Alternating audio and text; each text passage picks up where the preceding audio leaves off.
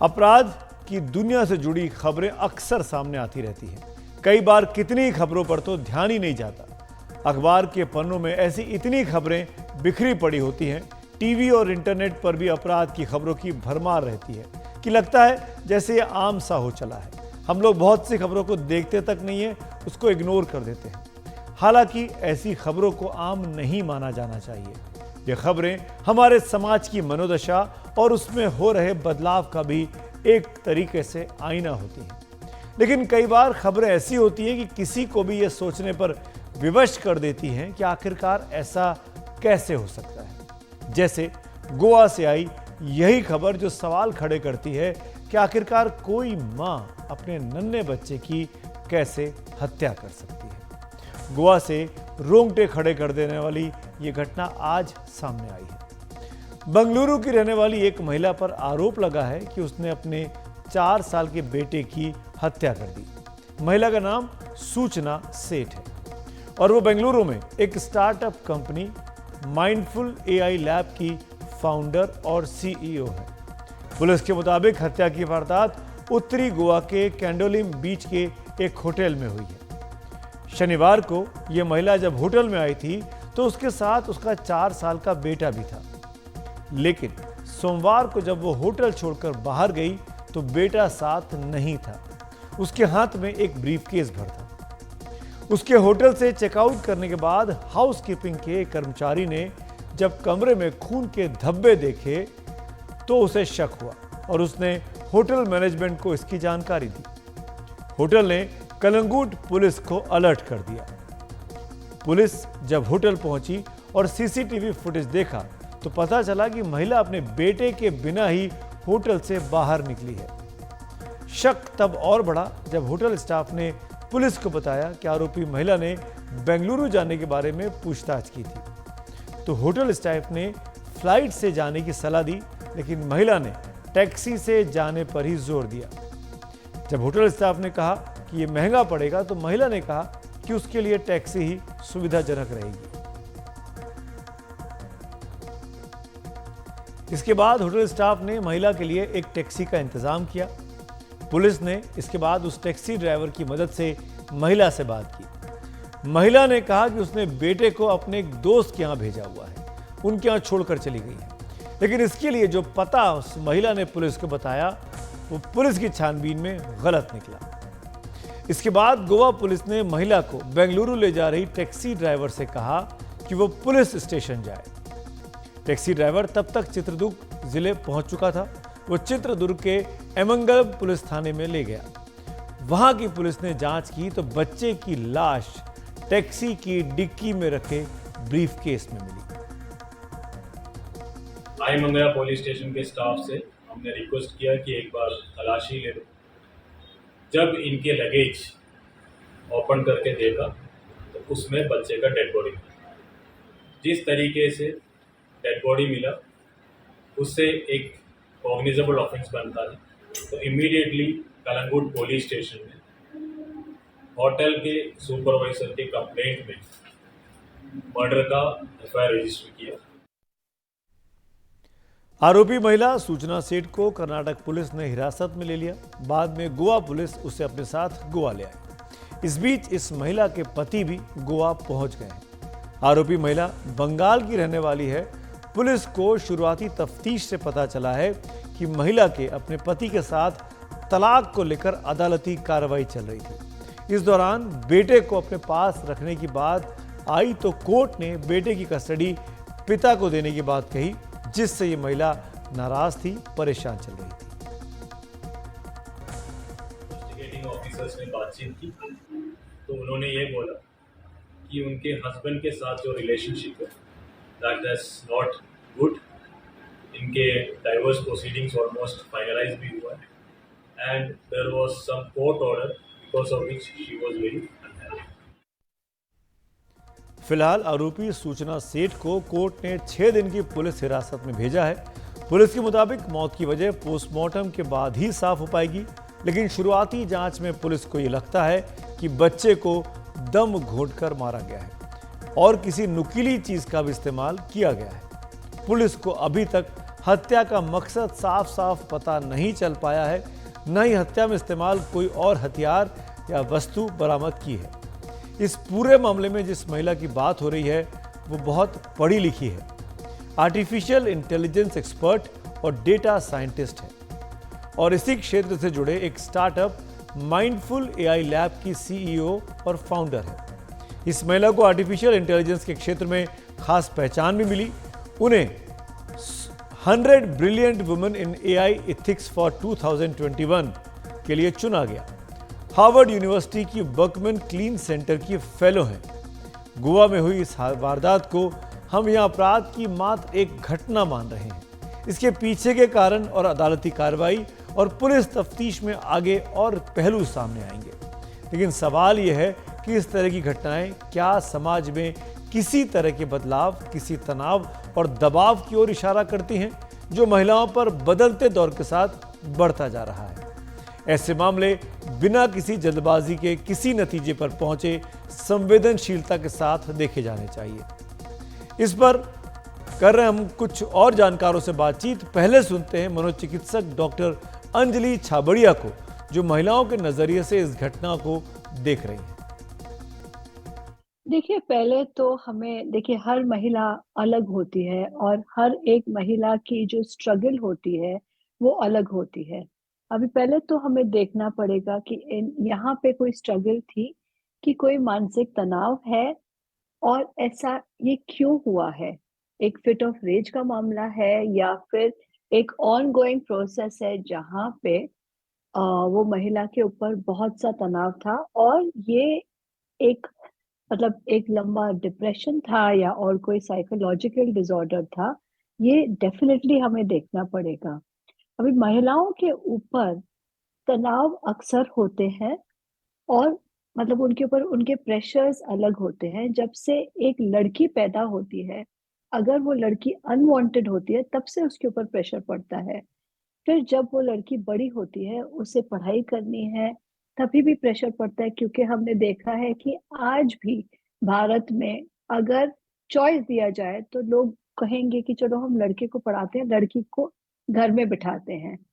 फिर जब उसके समझो शादी का मामला आता है या फर्दर स्टडीज का मामला आता है या जॉब का मामला आता है, हर एक चीज उसे किसी न किसी से पूछनी पड़ती है। उनकी राय बहुत इंपॉर्टेंट होती है।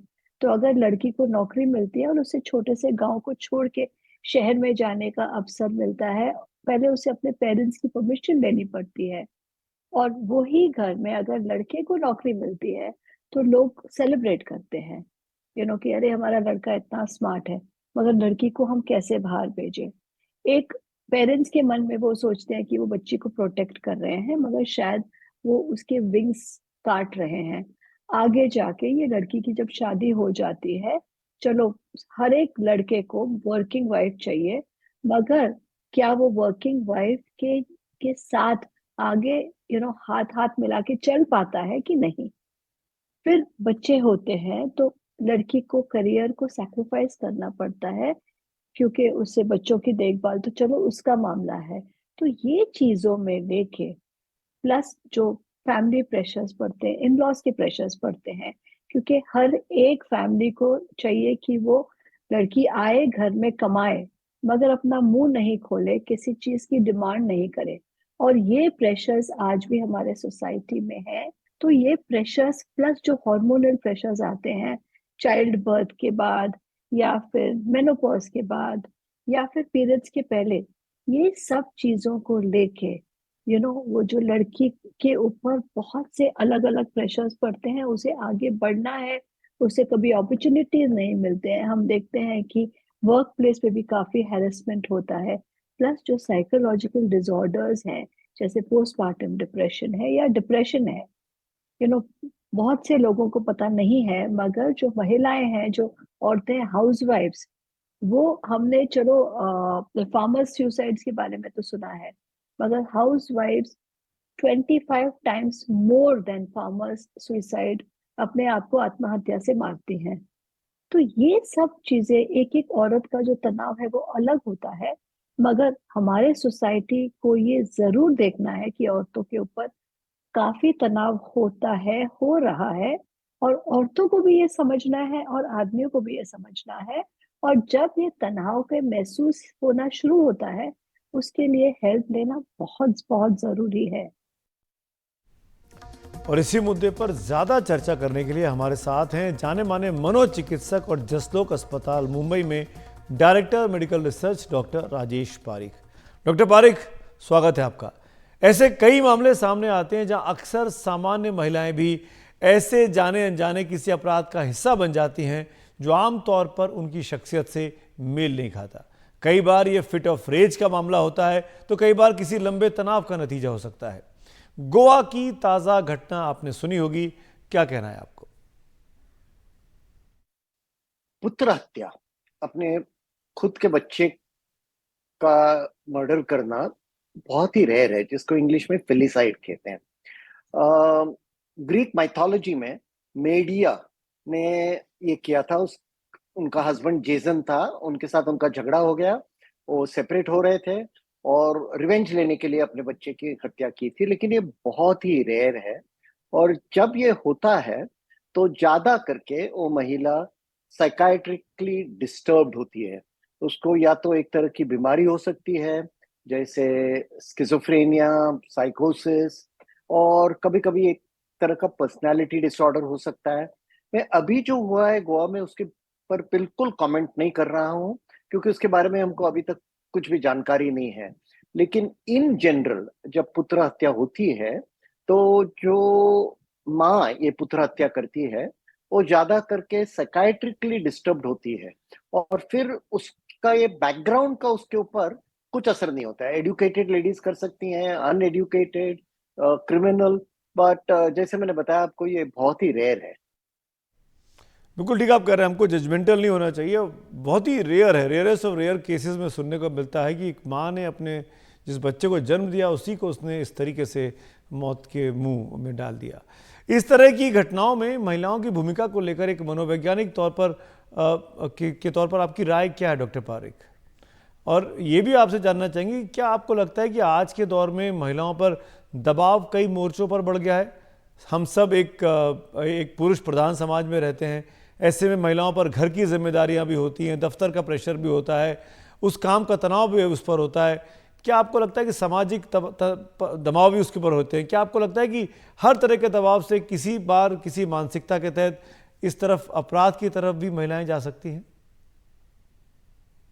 इसके ऊपर तो काफी डेटा है कि जब लोगों में स्ट्रेस लेवल्स, जो ये मानसिक तनाव कहते हैं हम, वो बढ़ता है तो लोगों की क्रिमिनल टेंडेंसीज बढ़ सकती है।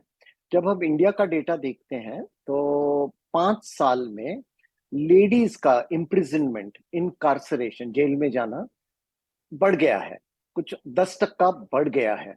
आदमियों को जाना कम हो रहा है, लेकिन ज्यादा करके ये टाइप के क्राइम्स मेल नर करते हैं और महिलाओं में रेयर होता है, लेकिन अब बढ़ रहा है। तो हो सकता है कि मानसिक तनाव बढ़ने की वजह से हुआ है, लेकिन इसके ऊपर पूरा रिसर्च अभी तक नहीं हुआ है कि महिलाओं में ये क्यों बढ़ रहा है और मेल्स में ये क्यों कम हो रहा है। एनडीटीवी में हमारे वरिष्ठ सहयोगी हैं, हमारे साथी हैं, वरिष्ठ पत्रकार हैं प्रियदर्शन जी। वो मानते हैं कि ऐसी घटनाओं को किन्हीं सपाट व्याख्याओं से बचाना चाहिए, क्योंकि ये मुद्दा किसी एक व्यक्ति का नहीं है बल्कि भारतीय समाज में लगातार दिख रहे बदलावों से जुड़ा हुआ है। देखिए, ये एक बहुत त्रासद घटना है और इस वजह से हमें इस घटना की किसी सपाट व्याख्या के मुंह से बचना होगा। और जो मैं बात कहने जा रहा हूँ, ये सच है कि उसका इस घटना से कोई सीधा वास्ता नहीं है। जो अपराध हुआ है, जो घटना हुई है, अपने आप में इतनी जघन्य है, इतना दिल दहलाने वाली है कि उस पर इतनी दूर से अचानक बात करने का मतलब नहीं है। लेकिन एक बात है जो इधर के वर्षों में हम तमाम लोग अपने घर में, अपने दफ्तर में, तमाम जगहों पर महसूस करते रहे हैं कि 21वीं सदी के इस दौर में दुनिया जिस तरह बदली है उसमें बहुत सारे तनाव बढ़े हैं। वो तनाव पुरुषों के जीवन में है, सारी दुनिया में है, लेकिन भारतीय स्त्रियों के लिए ये तनाव लगभग दोहरे हैं, क्योंकि भारतीय स्त्रियों के सामने जो अतीत है उसको उस अतीत से भी उनको लड़ना पड़ता है, उनको सड़ी गली मान्यताओं से भी लड़ना पड़ता है। हम याद कर सकते हैं कि हिंदुस्तान की स्त्री 20 बरस पहले तक पिता और भाई का हाथ पकड़ के गली पार करती थी। आज वो सारे मोर्चों पर तैनात है। आज उसके सामने अच्छी माँ बनने की भी चुनौती है, अच्छी गृहस्थन बनने की भी चुनौती है, अच्छी प्रोफेशनल बनने की भी चुनौती है। दफ्तर में भी उसको ताने नहीं सुनने हैं, घर में भी ताने नहीं सुनने हैं। जो संयुक्त परिवार का पुराना दौर था या एकल परिवारों का भी, जिसमें काफी कुछ स्त्री की इच्छाओं की बलिवेदी पर संभव होता था, आज वो बिखर चुका है।